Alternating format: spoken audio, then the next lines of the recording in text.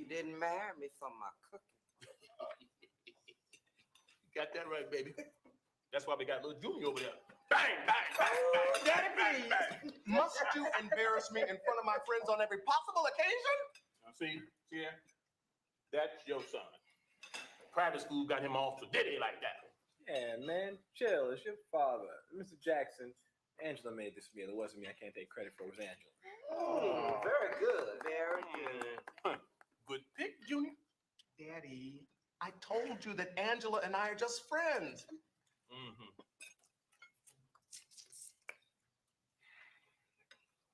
Just friends, huh? Yes. Just friends. Leave it alone, hon. They tell you that 500 times. Just let it go. Fine.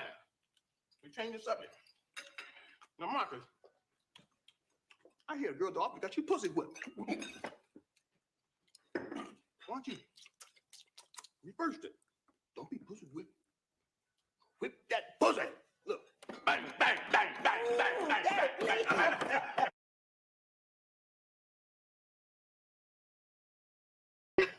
Okay, everybody, how you doing? So, like, I had to play that boomerang clip.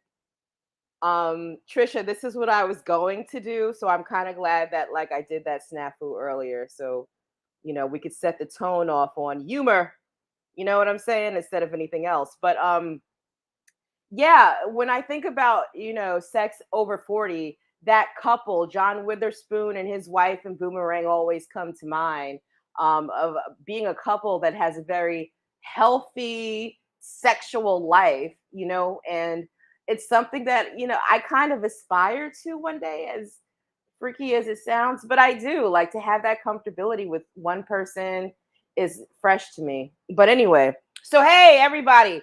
Welcome to the lab. Tonight, my geniuses, we're going to discuss sex after 40. Let me say hello to some people that are in the building. Hello, Danny Creatura, my boo. Hello, Mama Deb. That's my mom from the Bay Area. And HM, how are you? Thank you so much for being here. And a brother of a certain age, thanks for coming through to support the channel. I do appreciate you. So check it out. basically tonight's show, we're talking about sex, you know, after you hit 40 and what happens beyond. And it's not going to be as salacious as it sounds. I guess maybe more informative and hopefully fun for everyone. But anyway, today I read this really dope article about from Psychology Today. I love following that blog. And the article is entitled Secrets of Great Sex After 40. So, what the article states is that age-related sexual changes begin between the ages of 40 and 50 for both men and women. And this time frame marks a decrease in estrogen for women who are entering premenopausal phases in life, and that usually results in, vaginal dryness, and that's very uncomfortable. And for men, you start to experience changes in your erections. So basically, you don't get hard at the drop of a feather from a stripper's bra like you used to. Not saying that you don't. Some of y'all do. Some of y'all still manage to get it up, regardless of whatever your circumstances or surroundings might be. But we do change, and this is nothing to be ashamed of. What we're seeing is evolution at work in real time, and biology is basically telling us, hey, you don't make babies anymore, so you don't need sex. Moving forward, your anatomy systems are simply serving to keep you alive, motherfucker. And as disheartening and depressing as it can be, it's not a reason for us to resign from having sex, fulfilling, gratifying, loving, all-encompassing, wonderful sex with amazing partners after we hit 40. So tonight's discussion at the lab, we're going to discuss the ups and downs of the old in and out, and how to get your groove on when you're getting your groove back. Some of us don't have partners. Some of us are single, but of a certain age. And you know what? We're interested in how to make it happen and feel those good vibes again. So with me tonight, I have my good friend Trisha Lopez here, and I'm going to put her on the panel. She can introduce herself. Trisha, tell us about you, and also give us a little bit details about what you do for yourself. Tell us about your businesses and such, honey. When you said tell us about yourself, I was like, oh, wait a minute now. But Not okay. yeah, well, the business part. Talk about the business part, girl. Hello, everyone. I am a New Yorker, born and raised, living in the wild, wild south of Atlanta now. And I am a student of the age of 40. And Um, right now, business wise, I'm in the middle of trying to get some new ventures off of the ground, but really, I am a pastry chef by trade. I do private catering, for all types of stuff. I also do a lot of edible cuisines and alcohol-based cuisines, and that's the fun stuff of what I do. But yeah, that's me. Hi. Do you want to drop a link if anybody wants to follow? Give your Instagram IG. Maybe you can sell some lovely pastries and things and designs. If not, I will put the link in the description as well, so they can come and follow you too. Yeah, because off the top of my head, I do not know it. I'm not even gonna lie. That's another one of the effects of past 40, but it's not, of the sexual nature, so I'm gonna leave that out.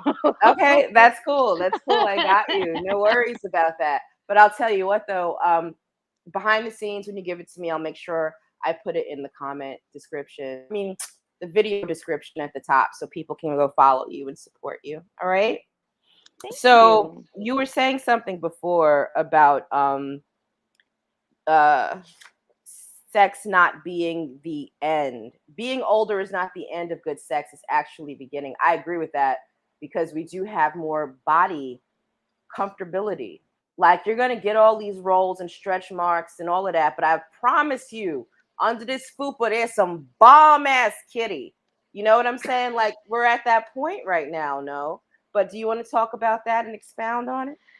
I sure do. So, something that I've always believed, and I've told, I even tell my kids that, and it's so annoying because you were playing that clip, I'm sitting here laughing, thinking I've had so many conversations with my kids that go exactly like that. When you are older and you've been doing this for a while, you're more free about talking. It's not that shy, embarrassing conversation because it's like it's just sex at this point in time. It's just sex. But I know my kids are all having it. They're all, they're of adult age. They're all having it, but they cannot sit there and listen to me talk about it, even though we're all doing it. And I'm sitting here like, why? Why is it so, taboo? Why is it so hard for a conversation to have? We're all grown. But so yeah, I was completely vibing with that video clip there for a moment because I'm like, this is my life right now. But anyway, um, as far as kind of, I think, the way that we kind of grow and move through generations is the same way that we do sexually. So, for me, I see it as it starts off whenever you lose your virginity, if it's in your teens or your early 20s, and you don't know what is going on. You kind of have an idea of what it should be, but you really don't have a clue. You're still kind of discovering and exploring, and that's okay. But nobody's ever willing to admit it.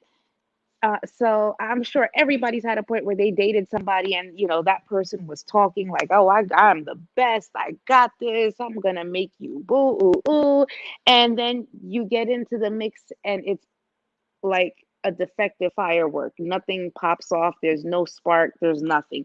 And that's because we're all just kind of learning at that point, but some are willing to admit it, some are not. And then you get to your 20s. And by the time you're in your 20s, you're like, okay, I've been doing this for a little while. I think I got this. I think I know what's going on. And in retrospect, you look back, you had no clue in your 20s. You really thought you were, the man or the woman. You had this on lock. You don't.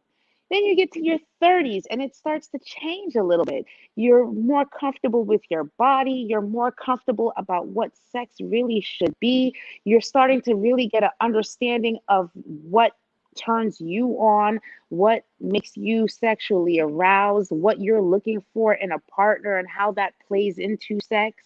Can I And tap in for now just it's a quick second on that, Trisha? sure, The sure. importance of the 30s, because you're right. Everything up to your 30s is this exploration of your identity as a sexual creature and how it relates to relationships and partnerships, right? But Yeah. then when you hit the 30s, especially like over that 35 mark, becomes there you get this evaluation of what kind of partner you really need Mm-hmm. so that all that your needs are met, not in terms of sexuality, but just even your emotional needs, all of that, so that it can be like greater as a whole, right? Mm-hmm. But then, even then, you think, okay, now I'm at the mountaintop. I'm here. I'm good. I really got a lock on this. And then, boom, your 40s hits, and ma- your sex doesn't change too much. But I'll tell you what changes in the 40s that makes it completely a whole game changer. It's the mindset for women. And this is a big problem for women across all race, colors, ethnicities, whatever. It's not until you get to your 40s that women become really comfortable with their bodies and what they want from sex, not following that trend of this is what the guy wants through sex, and if he's satisfied, then I'm satisfied. Women get to the point where it was like, oh no, 20 minutes, that's it. Oh, you're good? I'm not good. Well, Mm. get on your knees. Ah, Okay, ooh, and ooh, and okay, we damn. start to really tap into what we need to get to where we have to be at and recognizing what good sex feels like at the end of the day. And it's not just, okay, he's done, so we're done. It's like, oh, no, no, no. I know what I need. I know what I want to feel, and I need to get there, and we're going to get there together. And if you Mhm, are not able to figure out how to get me there, then I'm going to talk you through getting me there. I'm going to teach you how to get me there. And then if mm. you don't, we're going to discuss it. That doesn't that really, you don't see a lot of women who are comfortable with doing that until they get to their 40s. And some people will joke and say it's a matter of, yeah, I'm 40, I ain't got time for the bullshit no more. Or just being comfortable enough, because our society teaches us that men are the leaders and women are the followers. So we are always, as much as we might want to say that we feel independent and we're this and we're that, when it comes to behind those closed doors, we still have a lot of growth and change to get to really adapt to that mindset in the bedroom as You we know, do outside. I totally agree with you. But then there's a part of me that disagrees because just on the strength of Instagram, let me break that Mm-hmm. down. You've got women in their late 30s to early 50s subscribing to this extremely unrealistic beauty standard that it's not even about makeup or perm anymore. Now it's literally, you know, going under the knife to look a certain way that is not humanly possible naturally. You know, what do they call it? The mommy makeover? Mm-hmm. Where they slice up the body and it's like the waist is like 12 inches, the titties are like fucking 40 triple H, and the ass is just fucking Hottentot Venus like a motherfucker, right? But but you know, but these women who do that, I think they really believe that that's what they need to make themselves marketable when they don't have partners and Um, they want to be seen. And I I don't like to see that. You know, I think that we should kind of embrace ourselves in a healthy fashion. I understand a little bit of nip tuck here and there. I'm cool with that. But to that degree where you don't even look, your body's not even human looking anymore. And these are older women doing that because they feel like they have to compete with you know, young girls in order to find a partner in this game right now. You know what I mean? and that is so untrue. And I agree with what you're saying Hmm. partially, but there's a lot of different things that kind of put, that make people want to have those procedures done. And I'm gonna put it right out there and be completely honest. The second that my bank account affords for me to go to Colombia and go get one done, I'm getting one done. But my story is different from other people's stories. Everyone's different. I don't have a problem sharing. I spent a good part of my 30s working on me for my own personal health benefit, and I lost over 100 something pounds. So I'm like, I feel good about that, but I've got extra skin that I want to snatch up. And it was funny because I was talking to a guy that I was dating, and I mentioned wanting to go down there, after COVID and everything was over. And he goes, "Oh, you're fine. I don't have a problem with you like this." And I had to check him real quick and say, "This has nothing to do with you. This has to do with me. I want to be happy with how I look. I know you'll take me anyway. I don't have a problem finding anybody to take me just exactly the way that I am." So, there's and for on the other side of that, the women that are doing it because they feel like they have to compete to find somebody, that's a sad state in itself, because we should never really be trying to, and it kind of goes back to my older point, where I said that we are not comfortable with ourselves and accepting of ourselves to be able to present our true and authentic selves in the bedroom. And But again, is that once you your get to true that and point, authentic self though? Like nip huh? tuck pull is, I'm sorry, is that the authentic self though? Like nip No, tuck no, no. pull. I'm saying that we shouldn't have to do that. We should be able to be comfortable with Oh putting our yes, yes, authentic selves out there. Yeah, yeah. yes. Absolutely. I agree with you 100%. And also, thanks for holding me down. I love you so much. Always. All right. But Oh, I wait a don't minute. know. I see So this question here. Hold on. What I'm should gonna put it younger up right guys, now. yeah, what should younger guys consider most when approaching women over 40? Um, Okay, I have an answer. I have an answer. I have an answer for you, HM. HM is my YouTube bae. This is my YouTube bae. He's so cute. Um, What should younger guys consider most when approaching women over? We love transparency. Yes. Please be transparent. Please put all of your dirt out there. Let us know everything ahead of time because we don't have time to navigate through it. Yes. Give us the opportunity to make that decision, whether or not, you know, this is an avenue that we want to explore. Also, as Danny said right here, don't waste any woman's time. Please. We can't afford to have our time wasted. Everybody likes to That's talk about not the even biological clock, but that biological clock doesn't only apply to babies. It applies to so many things regarding womanhood but that you have I'm no sorry. idea. I'm not Mhm. comfortable with that being a woman over 40 thing. That should be a woman thing across the board. I mean, every woman in their teens, their 20s, their 30s, they have things that they're doing and things that they're trying to do. Every human being has things that they're trying to do. Don't I waste anybody's time. don't Don't waste waste anybody's anybody's time, but time. you know what? Let's not act like there aren't younger women out there who are also fucking around and not knowing what's what and wasting men's time. I think like finding yourself and finding your space when you're in your 20s and maybe your early 30s or what have you, you know, you're afforded the opportunity to fuck up and waste time and waste people's time and get your time wasted because you don't know anything yet. But when you've been through enough and you can start drawing boundaries and setting parameters around for yourself, it's like, oh, okay, I'm not going to deal with this anymore. Like, what 22-year-old girl knows about what it means to have time being wasted? Let's say she's 22, no kids, maybe got out of college, maybe not, works at Victoria's Secret. She's chilling, feeling herself in the most powerful phase of her physical life at 22. She's just as naive as the men that are approaching her, who are her age. Not we ain't even gonna get to the old ones trying to holler at her. Not tonight.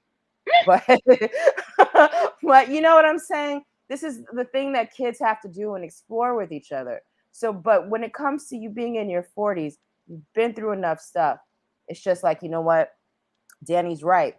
Don't waste my time and don't enter my life unless you are bringing me peace. You know what? We have our friend Daryl here waiting to be tapped in. He's laughing and he's the only one on video. I'm going to bring him in and see what he has to say. Okay. You ready, Trisha? Sure. All right. Hey, Hey, ladies. Daryl. Hey, ladies, how's it going? How's it going, Daryl? What's going The- on? These young girls, oh my Lord of mercy. Oh my Lord. Oh my gosh. Like seriously, I'm not even that good looking of a dude. I'll be the first one to admit it. And they'll come up and holler, and you're like, dude, I'm old enough to be your dad. And I've had more than several say, well, I have daddy issues.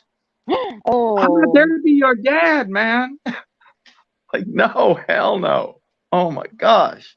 Yeah, it amazes me. And I don't know if it was like that when I was in my 20s. I have no clue, but it just seems like I don't know, it's prevalent to say the least. As Well, far as you're like not stuff. wrong. You are so not wrong. I've had guys approach me like in the street, and when I look at them and I'm like, "Boy, how old are you?" And he goes, 24. I said, "Yeah, I could be your mama if you don't step back."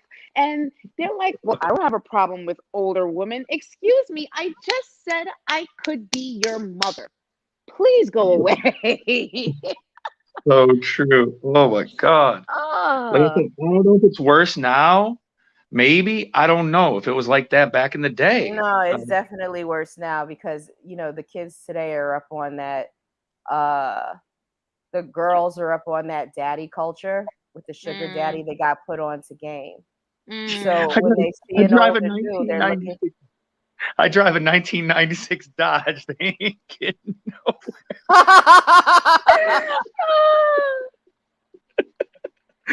Oh Lord of mercy.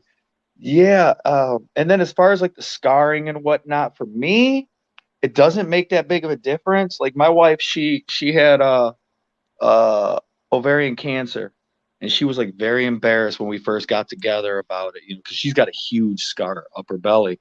And I was just like, shit, you're here, ain't you? And I don't know, it's never really bothered me, but when I was young, yeah, for sure.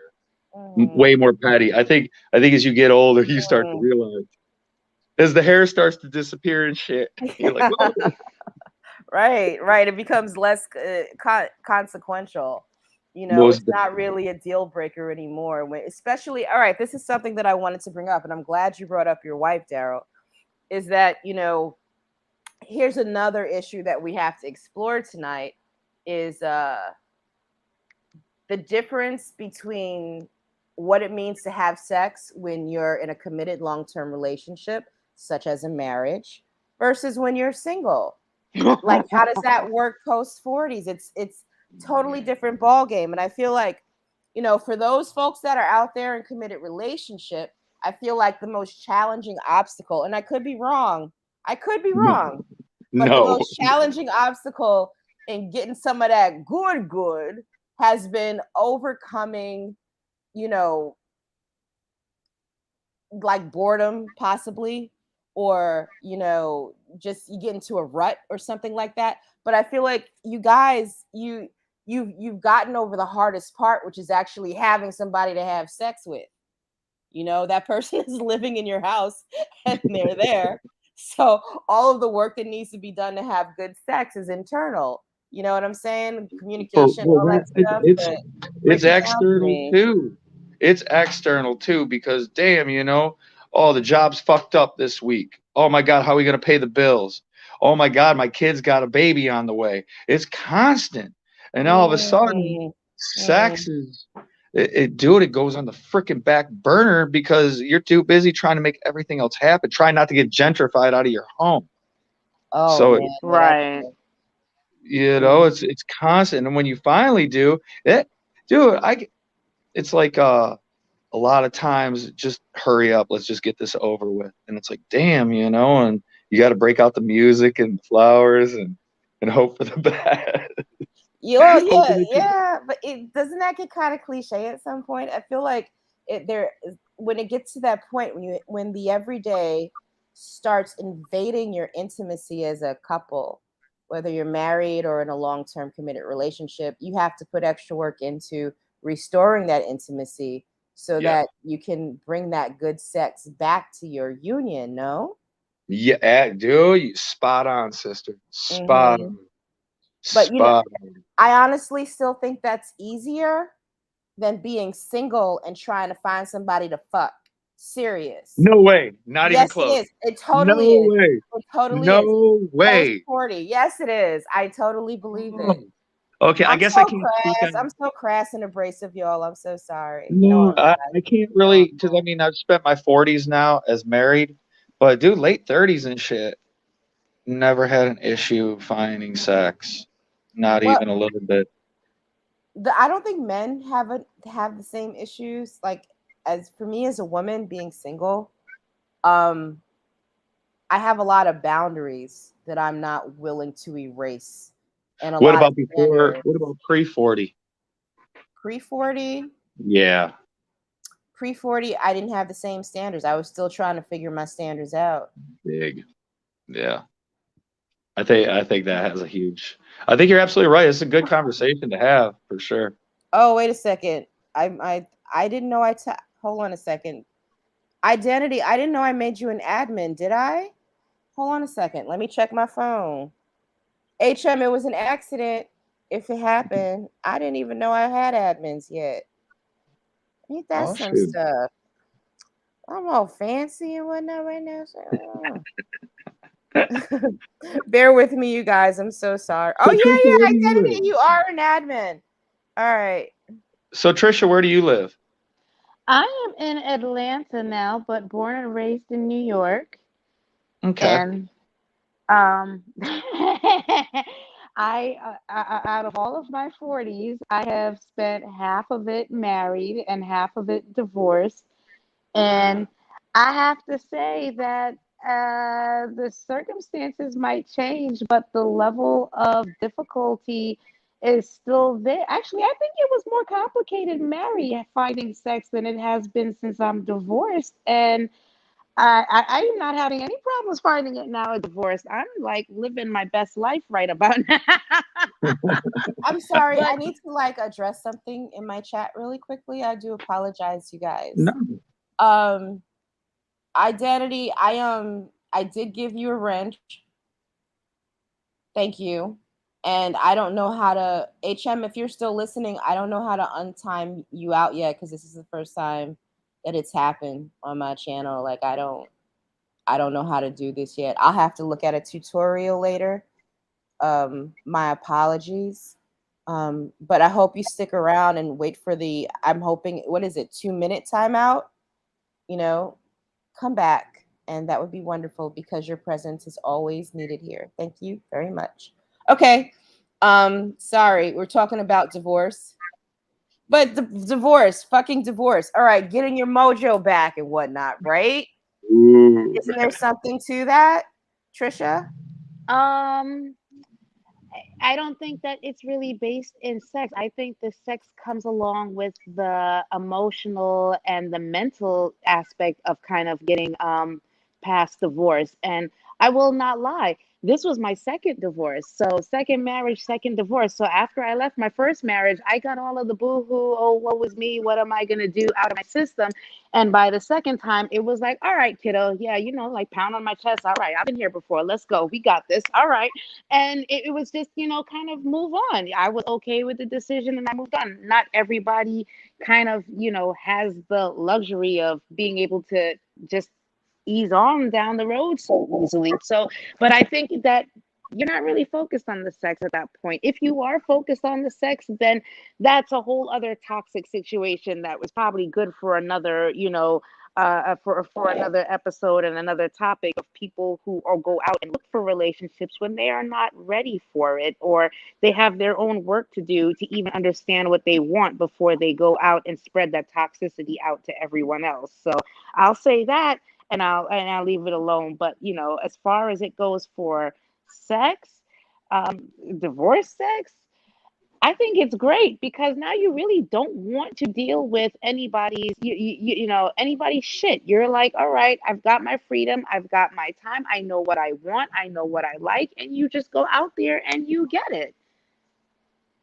You've got no excuses, no, apologies for anybody. I remember, God, I remember, and I'm not trying to slander my exes. I remember, having times where it was like, oh, I know you're tired. Oh, I know you had a hard day. Okay. And just rolling over and going to sleep because life got in the way. And knowing damn well I was completely unhappy about it. But it's like trying to be the understanding, spouse. And now it's like, you're tired? Then what the fuck did you come over here for? Go home. I could call somebody else. Shit. Bye. So do So you think your libidos went up since what age? Oh, Because I hear women. before we go there, I'd like to speak from my perspective. Please do. All right, when I left the father of my children, I was, how old was I? It was like early 30s, right? And I had a series of very unfulfilling relationships. And my last go round, I was with someone for like 2.5 years, and he was amazing, but then he wasn't. And then after that, I wasn't with anyone for 2 years, not even a hug, not a forehead kiss, not any of that. So I started to value intimacy over sex more than anything else because the sex was easy to get. All I had to do was get on an app and find a dick, and it would have been quite simple. But at that point in my life, I was like, it's too easy. That's not what I want. I want the entire package. Someone that offers, you know, beautiful, great love and wonderful intimacy. I want to do like Dutch ovens with you in the bed and, laugh about it. And, like just all of that stuff that you're not supposed to enjoy doing, but you do. Like, I wanted that companionship. So, which is one of the reasons why I stayed alone for about 2 years. COVID lockdown was another reason.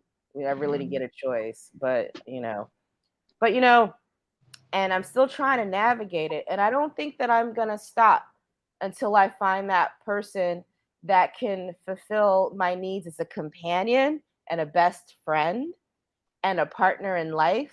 And that I want to make sure that the sex we have is part of the way that we communicate. That's part of the love language. So I can't really see myself being like, all right, get with this dude and get with that dude. I just don't see myself doing that at this stage in the game. But it took my 30s to be able to assess what I require for my own healthy development in my own sexuality and what I need from a partner. I don't know. Does that make sense to y'all? You know who That you makes sound like? perfect sense. Who do I sound Go like? ahead. You sound like Eddie Murphy in Coming to America. I want a woman who satisfies my intellect as well as my lungs. I'm gonna spin the globe. You know what? I spin the globe, spin it, and I put my finger and it lands in Brooklyn, Kings County. Kings County. Let me find Oh, my true love in Kings County. there you go. Mm, mm, mm. So Trish, how about like when you're older? Do you feel like your libido's way up or no? God no. No, God no. man, that's a man. And it's funny because I mean we already know that from a scientific standpoint, men reach their sexual peaks way earlier in life and women don't reach it until their 40s. And it's like, Yep. okay, I see you, universe. You always have some slick shit up your freaking, sleeve. Thank you for that. So you make them kind of, they're at their sexual peak in their 20s and they're at the height of their virility, unless they're my father, apparently, because I get, whatever, that's a whole other topic. But, you're at your peak in your 20s, and in our 20s, we barely know what's going on. And then here we are in our 40s, and now our sex drives are crazy, and our libidos are just, booming with energy, and we want it. We want what we want when we want it because we want it. And men are on the downward decline just from, again, from, a biologic standpoint. And so that is another monkey wrench to kind of get thrown into it, because now, and going back to the question that came in the chat, I think somebody asked what advice would they have for approaching a woman, over 40. And I was laughing in my head. I didn't want to say it, but I'm going to say it now. And I said, well, my advice would be is keep in mind that if that woman is actually considering you in your mid to early 30s and she's in her 40s somewhere, keep in mind that probably the biggest reason why she's even having conversation and considering you is because of the libido and the sex drive and the energy that you have that somebody in their later 40s and 50s wouldn't have. So knowing what she sees in you, why she's having conversations with you is key, honestly. I mean, there's people who meet, they just, have a great connection, the energy's there, but there's many others that they're like, oh, he's younger, so I know he can go all night.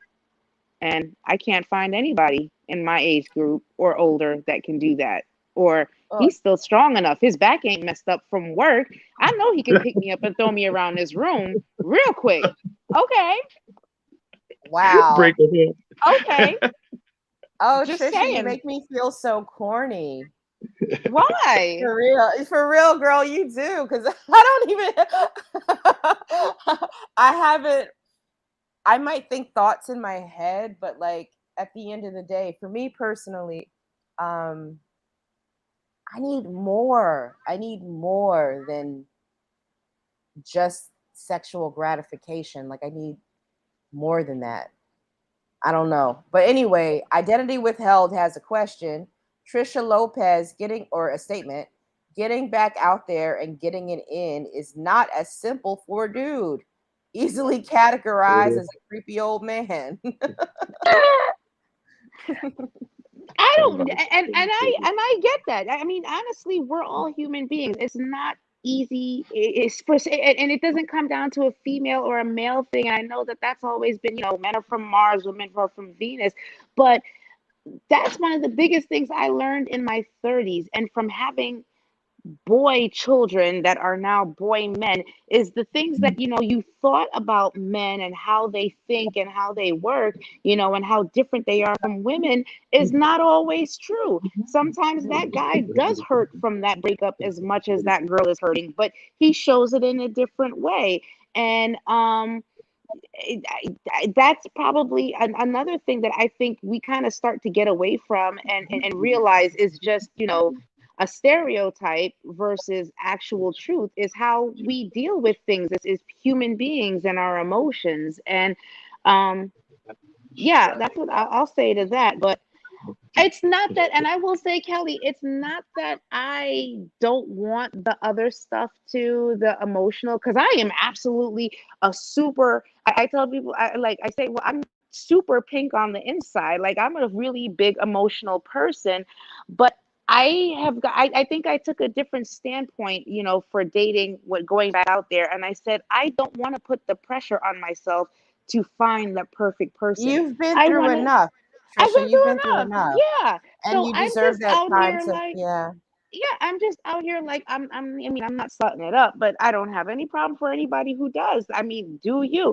I'm just out here meeting people. I'm out here enjoying myself, enjoying good company, enjoying a good, good dates. And if it happens that that connection comes, great. If it doesn't, no. And then it doesn't. But guess what? I had a good time. I had a nice date. I might have discovered a new restaurant that I normally wouldn't have tried if I didn't have this guy take me out there. Which, by the way, side note, peanut butter on bacon dipped in maple syrup is a thing, and it is the shit. Would have never tried it if it wasn't for this guy I went out with a few months ago. But anyhow, like that, just that I saying that, had and that I'm in leaving it like cheesecake there. form. I had it in cheesecake form. Oh my god. Mm-hmm. Mm-hmm. That Girl. was the pastry chef of me coming out. I'm sorry, y'all, but Woo, I was like, child. peanut butter and bacon? What? What? Tried it. I was like, where has this been all my life? Oh my God. Man, listen. Make it But into see, a cheesecake. It'll grow in oh, your life in a great way. Oh my but see, God. these are the things that I'm speaking of where it's like, I know what I want. I want to experience life. I want to see all that's out there. And if I say, I'm not going to date this guy because I don't have that connection, I'm missing out on a good time. And I'm not even talking about just sex. It's just, it's a good dates, good conversation, good connections, and being able to be adult about it. That if you don't want to, like, what is with this generation and ghosting? That is so annoying to me. Have the balls to open your Okay. mouth and say, hey, you know what? You're cool, but I don't want to pursue this anymore. You're right. You're right. And so this also brings up, you also did a great segue into the next topic that I wanted to discuss. I think we kind of covered married people and committed people over 40. I don't even know if we covered like how they navigate that. It don't matter. So we're gonna I know we talked about single stuff, okay? So what I wanted to talk about is actually meeting people.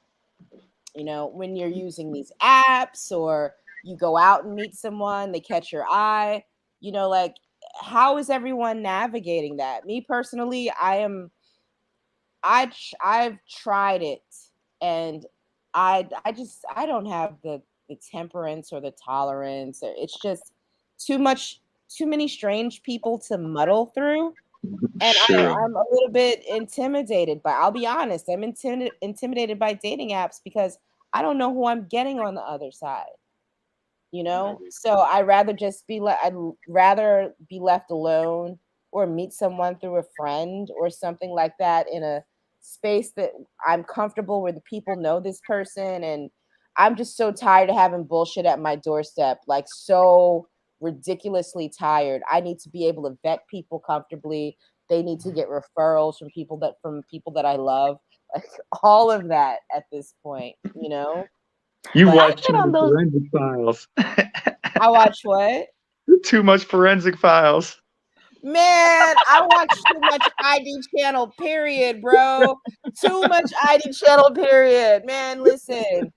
What is that one? Till death do us part.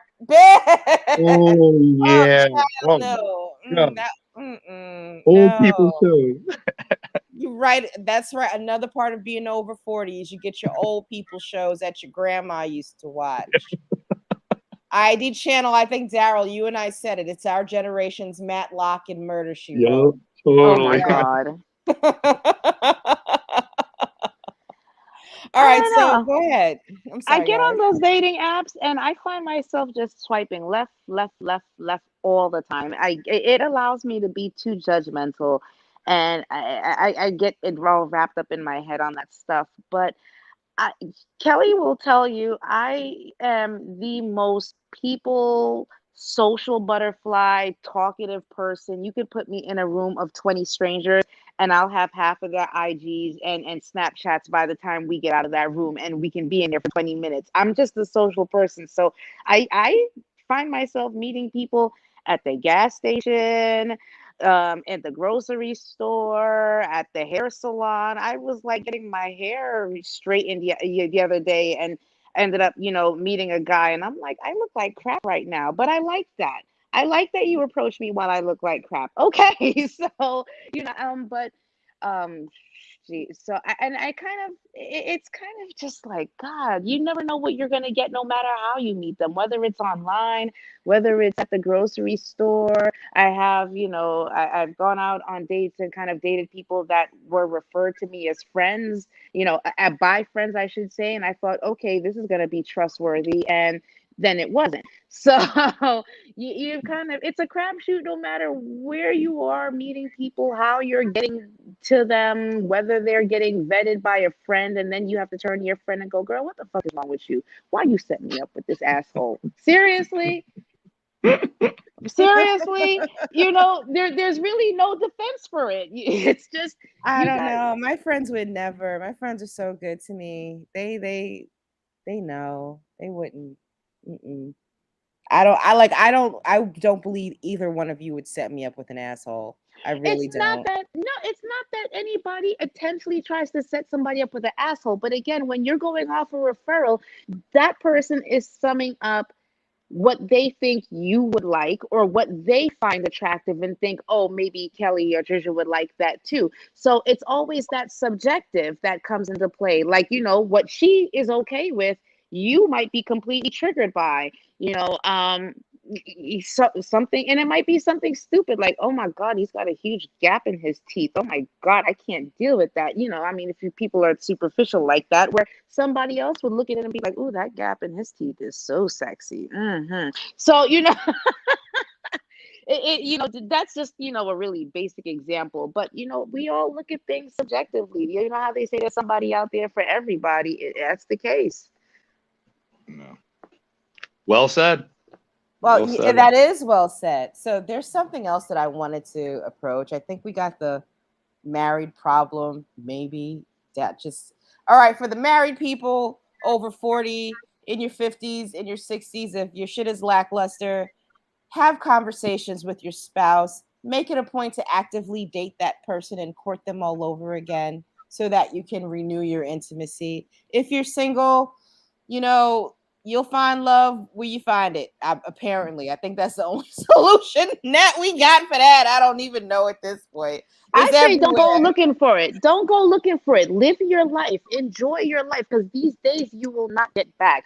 What's meant for you will be for you. It'll cross your path eventually, but you're not gonna meet the person, the man of your dreams or the woman of your dreams sitting at home saying, I'm not doing anything until I meet the man of my dreams. He's not gonna come knock on the door and be like, hello, I'm here with the ring. I do You agree gotta with the be out fact there that and you have to put yourself out there, but I do not agree with the fact that if it's meant to be, it will be, or if it's not, you have to. It's more nuanced than that, because even meant to be can be a horrible fucking story, but it can be very life changing. And oh, I'm just not fucking interested in another horrible story personally. But what I wanted to bring up next is something very interesting about STD and STI rates I read about today, right? So let's say, you're finally having sex again. Maybe your partner cheated on you, or maybe you're single and had the wrong partner. And then, boom, you know, STI. It happens. What I learned today that the most outside of like teenagers, early teens who are just exploring sex for the first time, having large numbers of STIs, the highest rate of increasing cases of STIs, including gonorrhea, syphilis, HIV, all of them, herpes, all of that, are people over 45. But even more interesting are fucking senior citizens. Oh Yup. yeah. Oh Yup. yeah. Did you guys notice? Hell I Yeah, yeah. they remember think they're safe. because they think they're safe, especially like once women become menopausal, they see less of a reason to use birth control. Yep. And then Yes. there's also this idea is that if you're with an old dude, you know, that he's not out in those streets being community dick. There is that assumption, sadly, in some cases, when he is. So I remember when I was a photojournalist, there was a story that broke in the South Bronx where there was like this small neighborhood that had this huge uptick in HIV cases in senior citizens. And all of it was in the hub of the local senior citizen community center. Yeah. Because Oh, Man, at that age, they don't give a shit anymore. They don't give a shit. And I keep saying that I can't wait till I get to senior citizen age to not give a shit. It's not even just sex that they don't give a shit about. They don't give a shit. Everybody has that one grandmother or that grand aunt that just say whatever old disrespectful shit she want to say and gives no fucks and dares you to say something back to her. They don't give a shit. They're like, I've made it this far. Say something. Do something. What? I dare you. What? They just I don't think that care. might be part. I don't think anybody would go out of their way to get AIDS personally, and I think they would actually care about not having it. But I see your point about getting to a place in your life where it's like, I don't care anymore. But first of all, it was like lack of education in the situation. The second thing was that it's never been an age group that's been identified as having of being what's the word that I'm looking for, susceptible to the epidemic, you know what I'm saying? And then the other issue is freaking knowledge, you know, like how to protect yourself, ask your partner certain questions. It wasn't even part of the dialogue between these senior citizens because they came up from a different time. yeah, You the know, sexual Yes, that's revolution. the point that I was just about to say when you finished speaking. Is you gotta. I remember when that story happened, and you gotta look at the generation that those senior citizens came up in. They came that's up in a right. generation when, and especially HIV was considered a gay thing. It wasn't, Right. for straight. So they're not. They don't have that in their mindset to even consider that because that's a gay people disease. Right. Right. That's what they know. And again, that lack of education to know, oh, it's morphed way past that now, people. So It's very true. You know, it goes over their heads because a lot of them believe that you know what, as long as and there's also religion has a lot to do with it too. I stick to my church. I stick to my Bible. I do everything right. The men that I date are straight. The women that I date are, they're not whores. We're from this generation. And they don't understand that it actually makes them more vulnerable to it because all it takes is one risky motherfucker up in that circle of people to fuck everybody up. All it takes is one. You and know, also keep in mind very when that sad. happened, and keep in mind also when that happened, what else came out on the market around that time? Them little blue pills, baby. The Viagra was another thing that you know what Mm-hmm. that was Good something point. that's something that we pointed at the article was that Viagra was popular, a lot of, and it got cheaper, I think too, which was Oh, another thing. It was honey. more accessible. So now Medicare these pays for old it. men have the opportunity to have sex with these young girls or young boys out on these streets and not look foolish because they can't get it up. You see what Listen, I'm I remember saying? the first I time I remember went to that. my dad's house and I found a packet of Cialis in his drawer as I was putting away his Oh, girl, laundry. I did not And need to hear that. I was so mad. I'm like, what the hell are you doing with this? What are you doing with this? Okay, What are I'm you sorry. doing? I had to share a picture here. That's funny. This is like boomers right here, and they're mad in the bed. And what are they mad about? Are they mad because one of them has chlamydia and the other one doesn't know how it got there? You know, boomers, literally boomers, are have one of the highest rates of STD and STI transmissions in this country.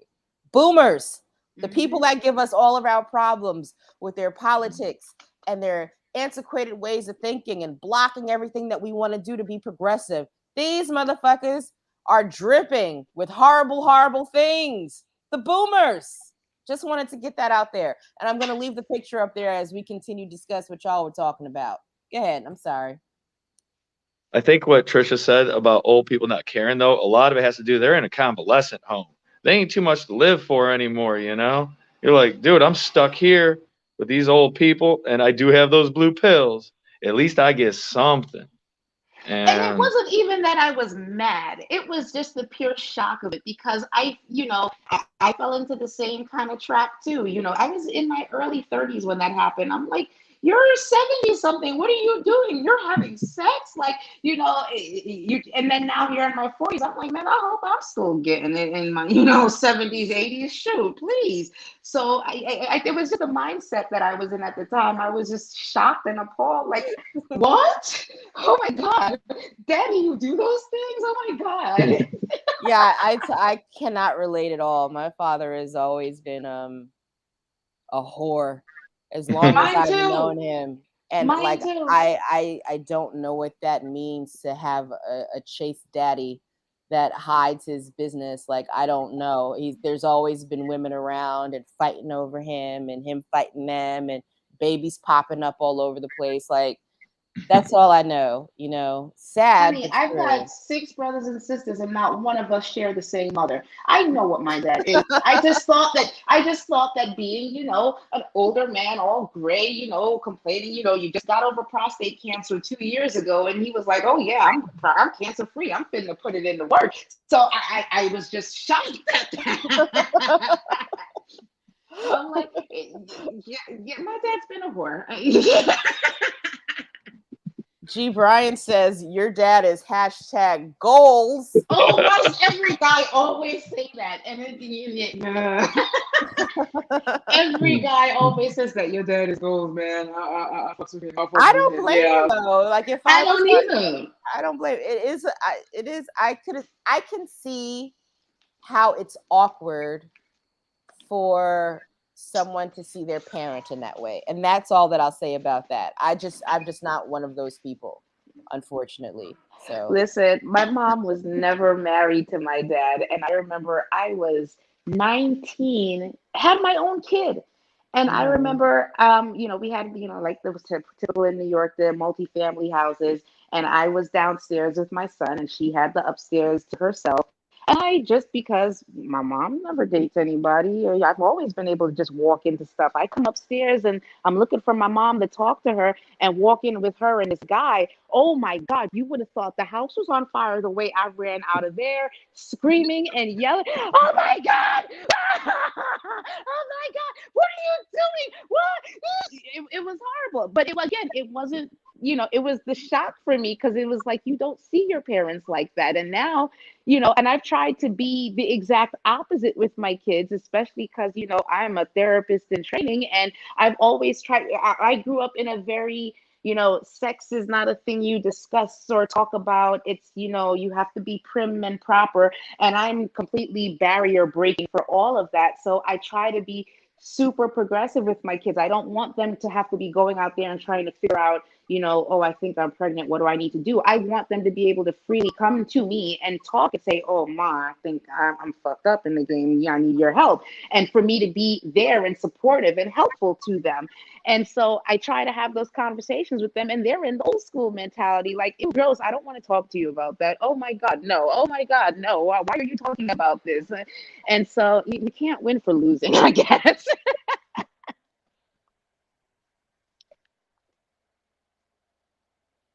you can't win for losing. And G. Brian says, in all seriousness, he thinks it's dope that a 70-something dad is still living and enjoying his life.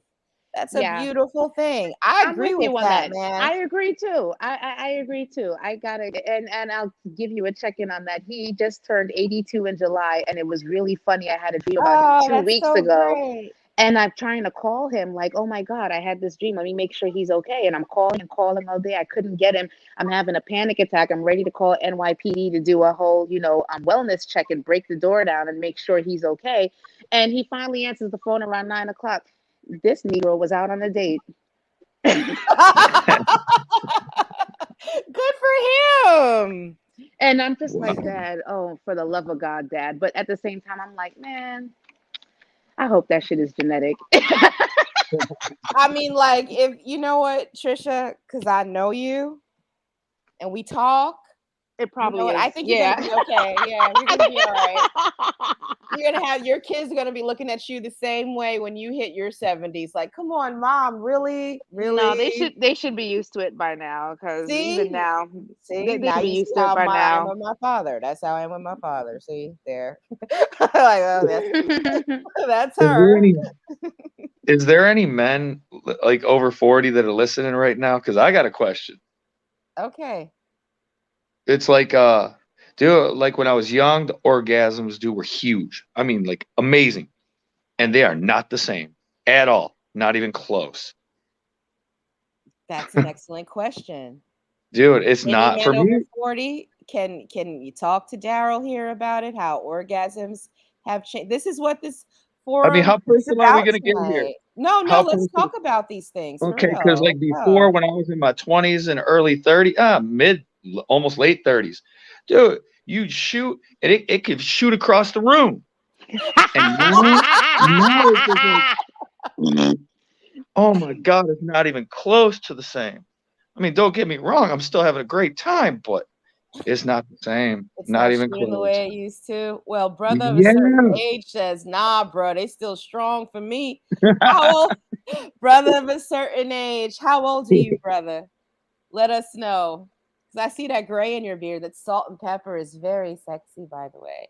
I think that is so. I love men of my generation at this age right now. I hate when they dye their beards. I hate when they dye their hair. I love the salt and pepper. It is so sexy to me.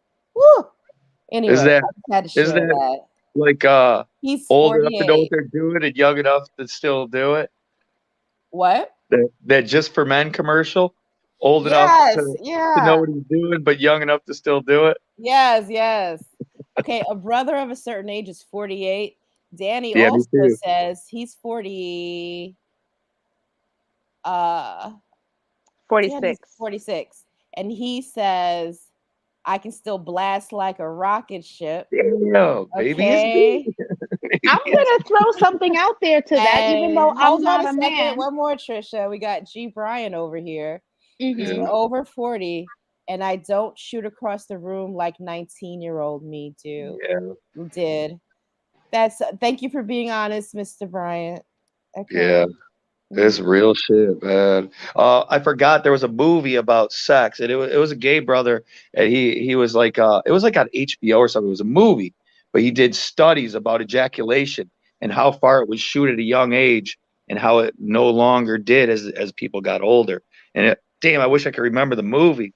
It was pretty good. It was like it came out in like 2007, 2008.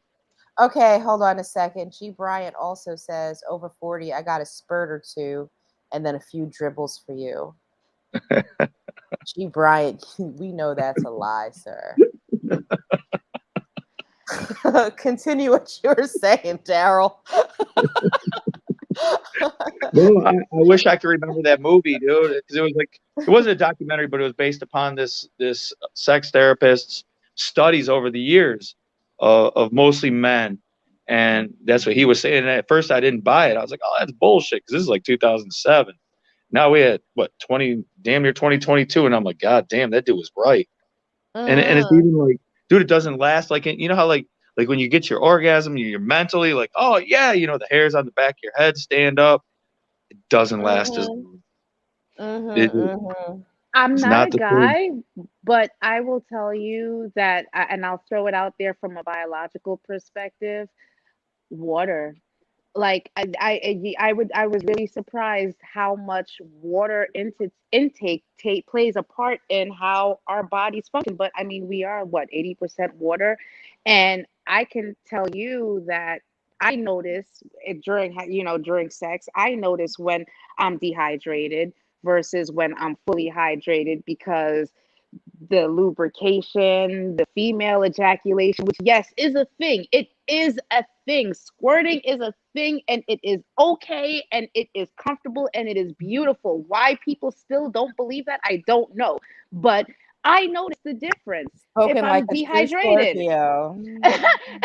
I notice the difference if I'm dehydrated and we get busy. I am the typical, I start my morning with coffee, which is a diuretic. If I'm not getting enough water in for the day, I notice it in my body in lots of different ways, and sex is one of them. So Man, I'm I gonna go don't get know some if water that could right be a now. thing. I'm 80% Heineken, so Oh, yes.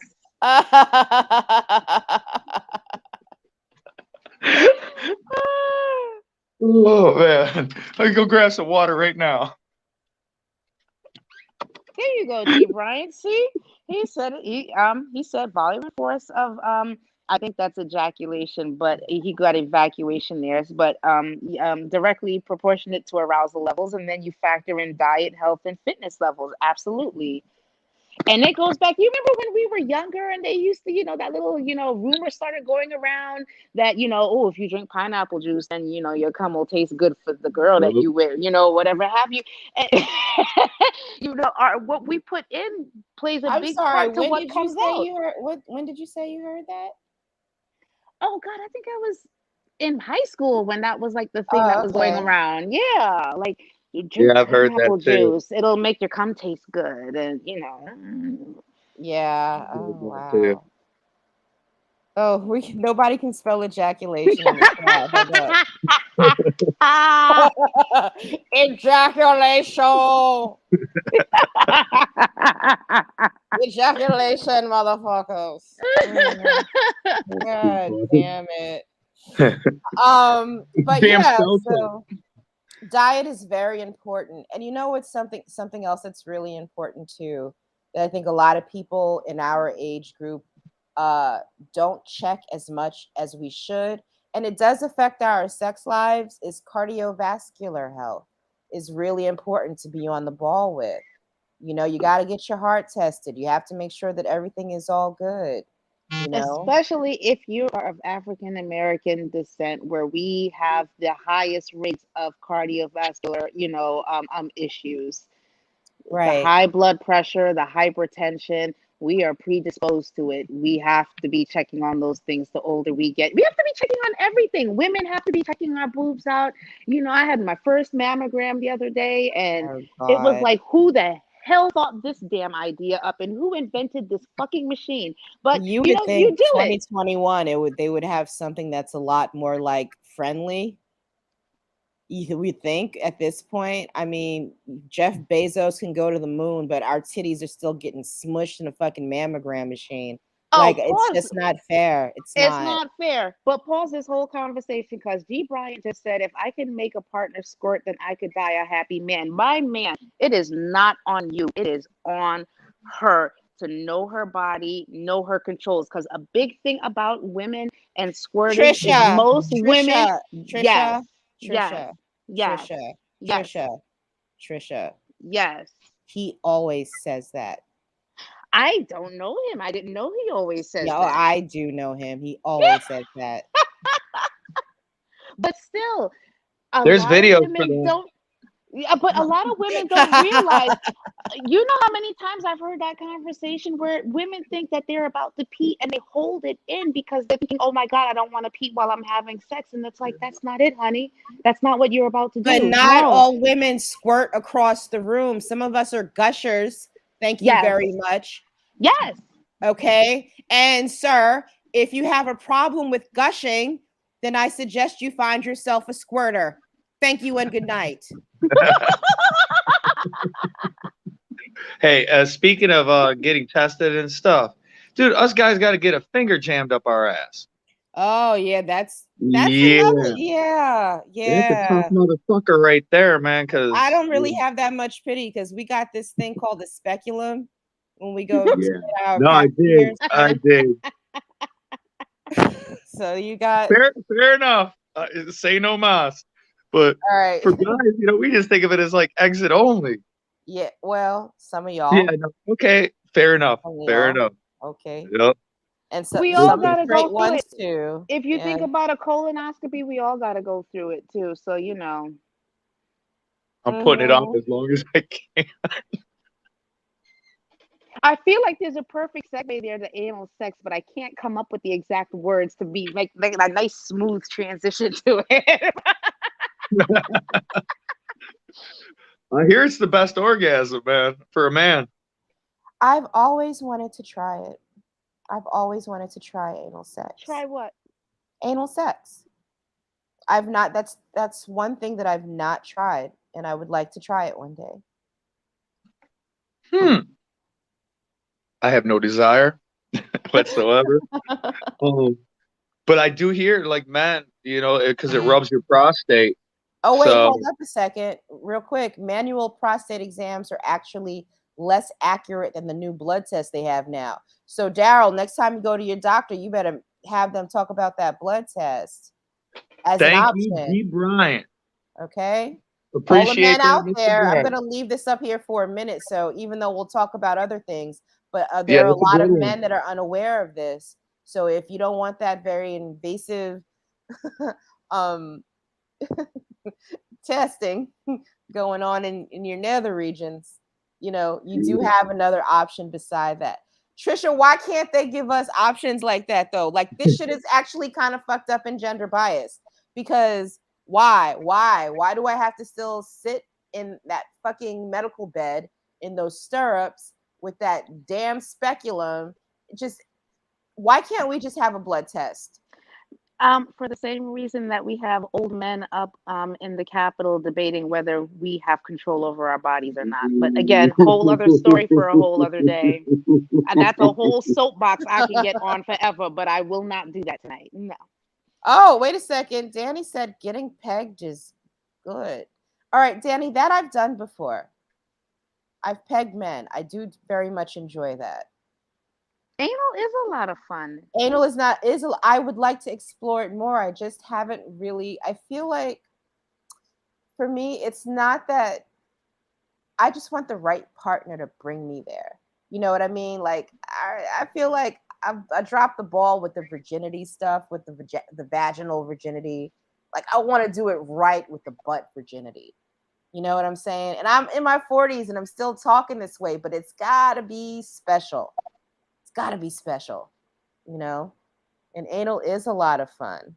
It's a whole different orgasm and it's This a is whole it, different Danny. experience. You do need a lot of trust. Oh, you sure Yes, do. that's Yes. what it is. Because I've been in Yes. situations when I was like, all right, I'd like to try anal with this guy, right?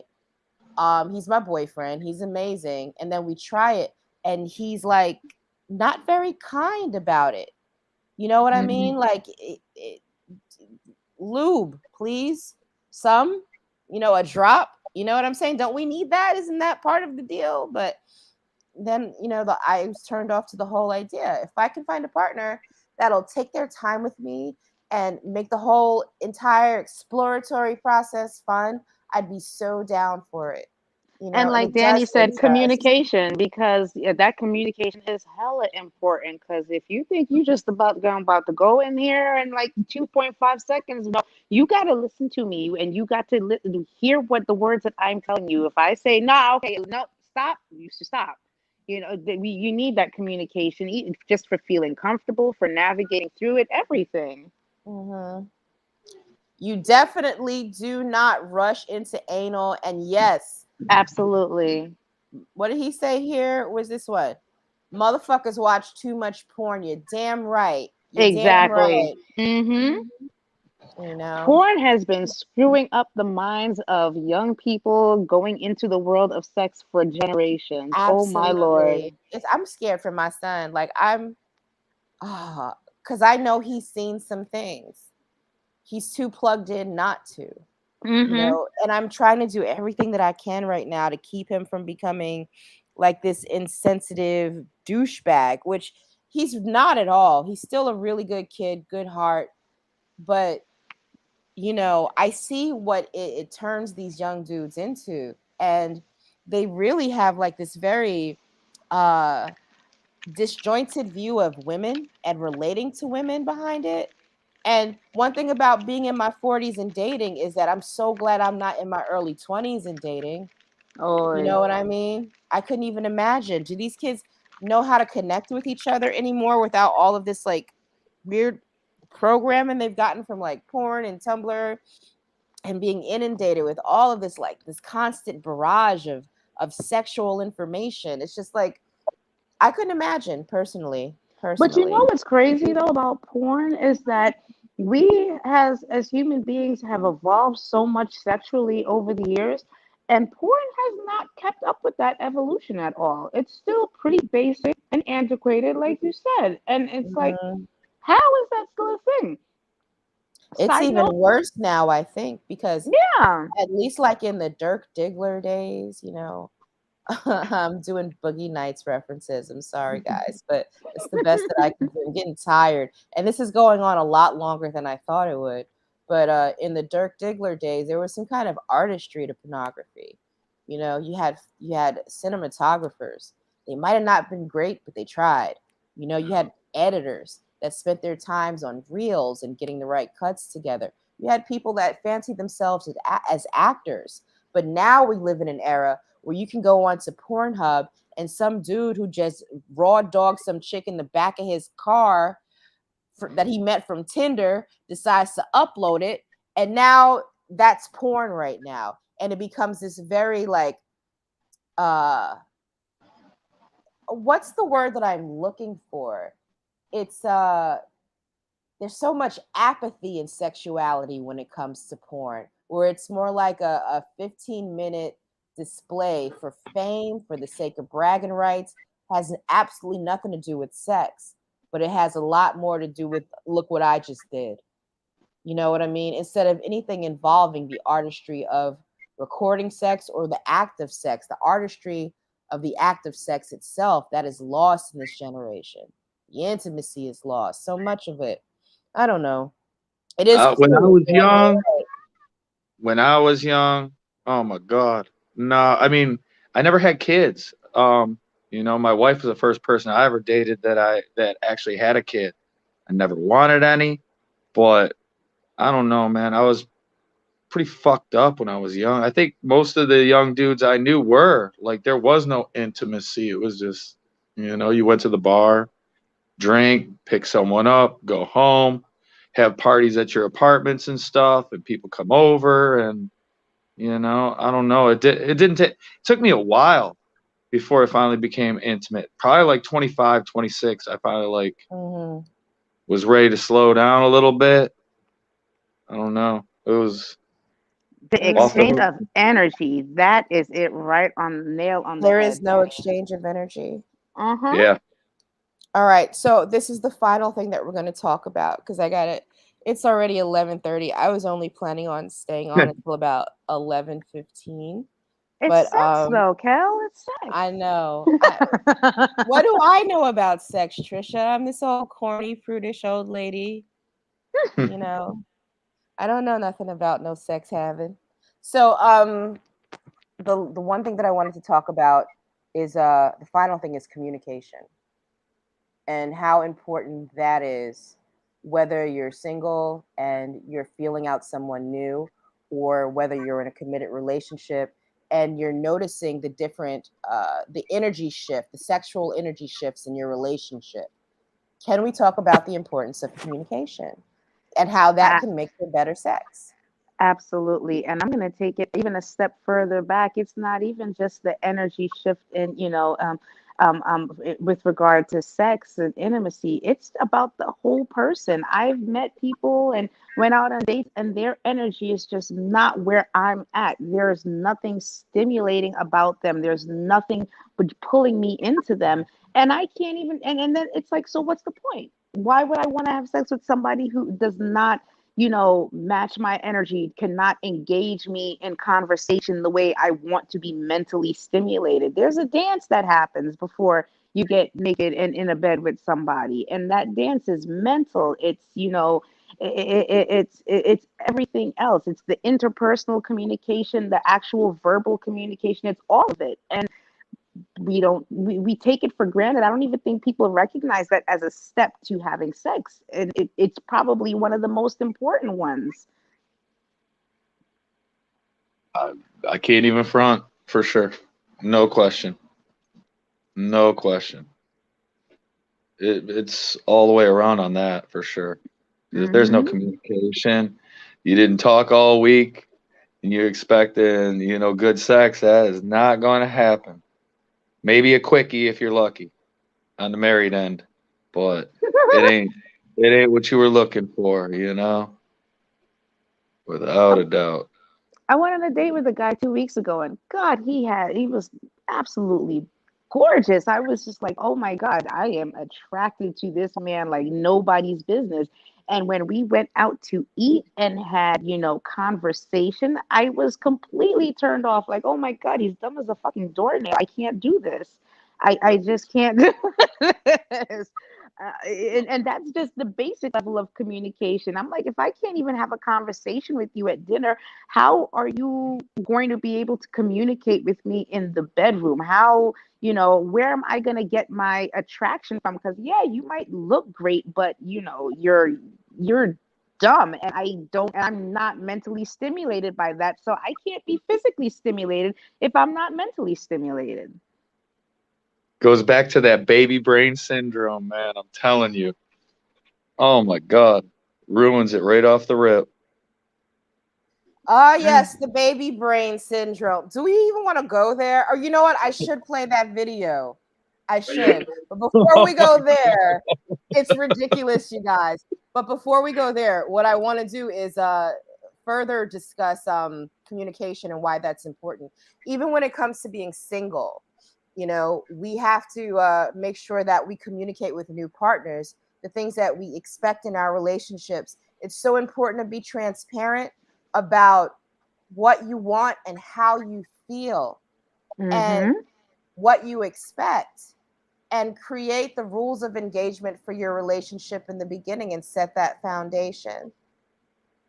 Mr. Bryant says, I've never slept with anyone I wasn't mentally stimulated by.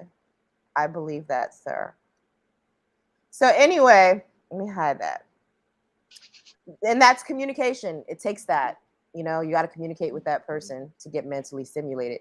But, you know, there are rules of engagement that you have to have. Oh, fuck.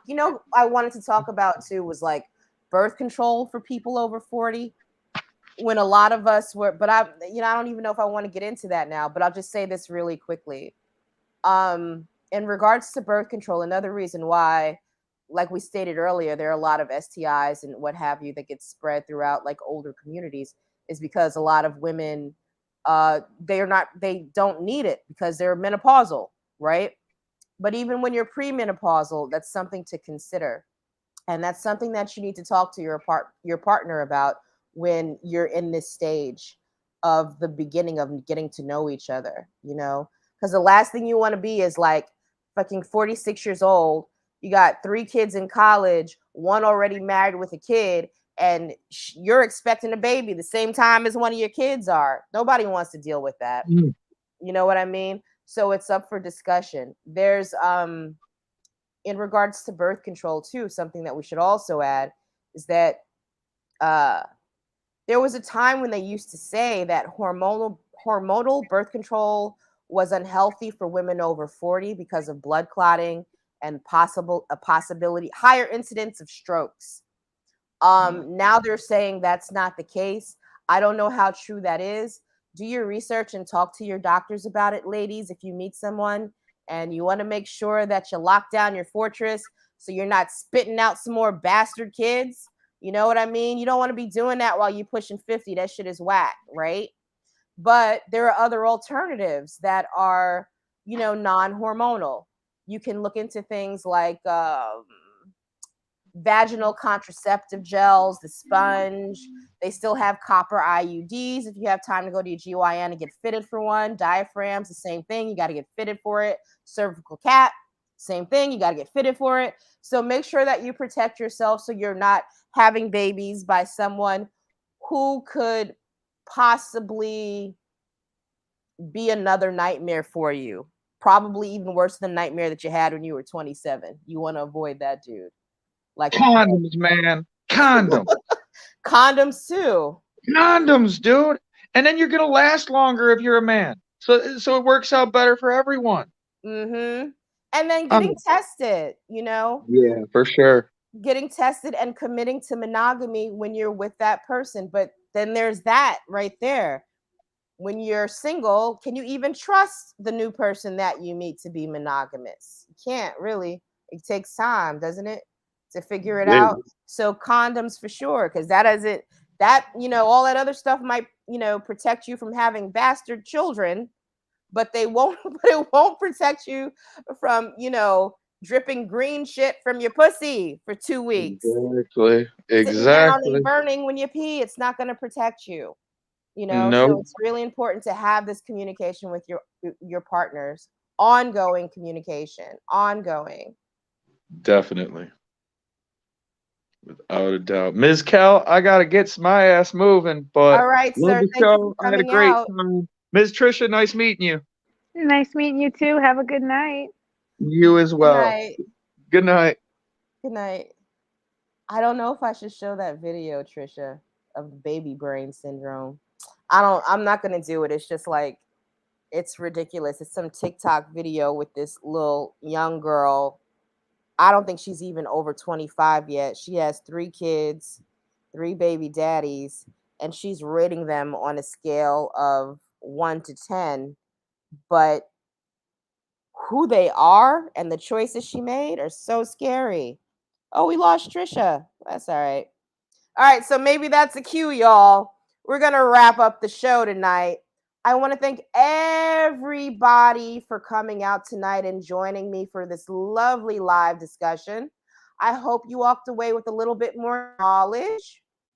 I'm going to go to bed now because it's way past my bedtime.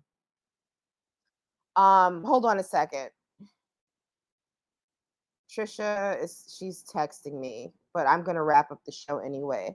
We'll bring her back on later. But anyway, thank you so much for coming out. It's always a pleasure. Don't forget to subscribe to my channel. And I don't know, I want to see you guys more often. And that's about it. Thanks for coming out to the lab. This is Kels. And good night. You heard? One love.